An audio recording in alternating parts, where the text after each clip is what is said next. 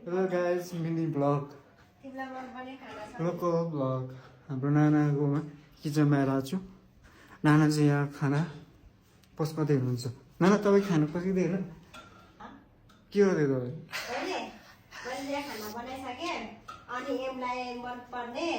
तरकारी आज मैले उसलाई बनाइदिएको छु तामा लगाएर अनि त्यसपछि केरागरी आलु सल्लाएर फेरि पोखेलानु ल ओ मलाई त धेरै राम्रो दुईजनाले खाऊ तरकारी नानाले पकाएको तरकारी यस्तै मिठो छ कि एकदम मिठो छ मकमक बाँच्न आइरहेको छ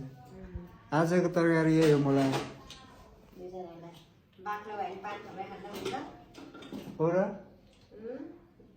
म चाहिँ अब खाना के खाने खाने खाना खाने तपाईँ आज म चाहिँ खाना खाने मलाई भोक लागिसक्यो किनकि मैले दिउँसो खाजा खाएको थिइनँ त्यही हो भएर र हजुर